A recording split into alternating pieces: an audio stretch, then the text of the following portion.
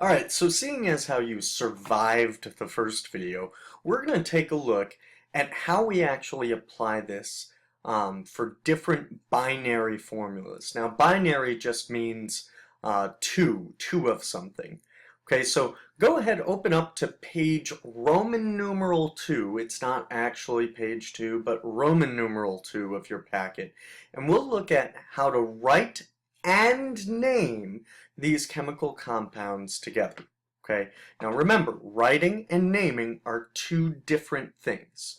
So let's take a look at an example and go through this step by step. Specifically, let's take a look at an example 3. In in number 3 on page Roman numeral 2, they're telling you that they're giving you potassium and sulfur. Those two elements are combining. Now the first question we need to ask is one of these atoms or is one of these elements a metal? If the answer is yes, what does that mean? So if the element, if one of these is a metal, and in this case potassium is our metal, that means that we're going to have an ionic bond. Okay, so how do these combine? Are we going to end up with a chemical formula that's Ks, Ks, or K2S, K3S, Ks5, right? There are a ton of different options. But really what we need is for the net charge to be equal to 0. So because and only because one of these is a metal, we can use the stock system. So we're going to go ahead and we're going to look at the periodic table to find these guys and figure out what information we know about these. Now we don't know which one of these or how many potassium atoms we need, and we don't know how many sulfur atoms we need to balance this out. So we're going to take a look at the periodic table here and try to find these guys. Alright, so hang on here just a second. Let me... Okay, so here we've got potassium way over here. Okay, this is potassium, and we know that that is in group 1 of our periodic table. Group 1 has a very special property, being that all of those elements, all of them, have an oxidation state of +1. Now, over on the other side, there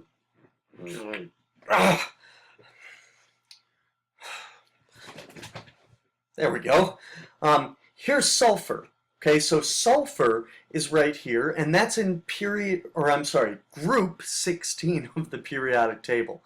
Now, because it's in group 16, all of those guys have an oxidation state of -2. Okay, so we have an oxidation state for potassium, that's +1, and an oxidation state for sulfur, that's -2. Okay, so let's go ahead back to that skeleton formula and plug in that information that we have. So let's take a look. We know that for potassium, I'm going to go ahead and get potassium out here. We're going to have an oxidation state of +1. And our oxidation state for sulfur was -2. Okay, so we have half the equation right here. Now we know that these must balance out to equal 0. So some number times +1 plus some other number times -2 has to equal 0. So if you think about this real quick, the only numbers that would actually work here are 2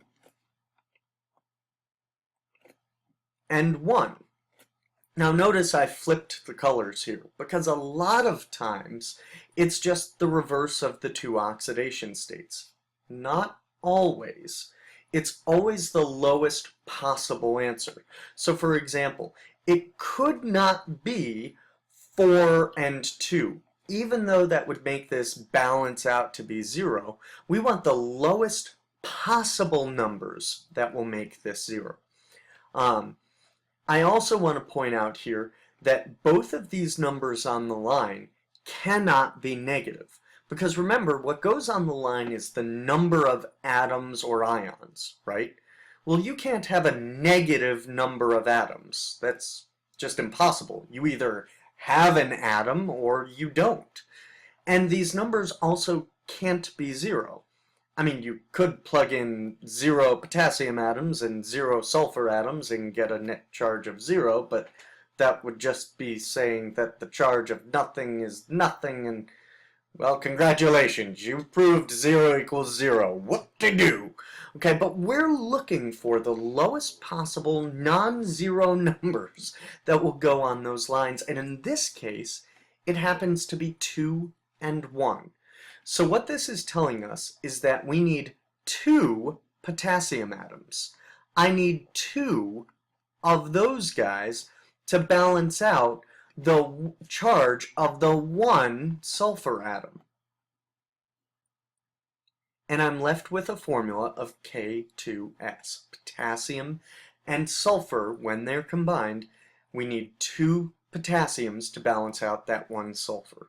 Now remember, the top of the page said we need to both write and name this compound. Well, it turns out with binary formulas, so when I have a metal and a nonmetal, I typically put the metal first. And this is really easy. All I need to do is write down the metal name. So I'm going to go ahead and do that. Potassium. And then for the second part, for the nonmetal, all I'm going to do is take the root of that word, the first part of that word.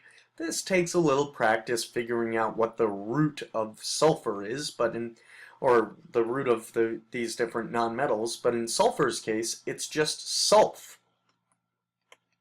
It's the first part of that name.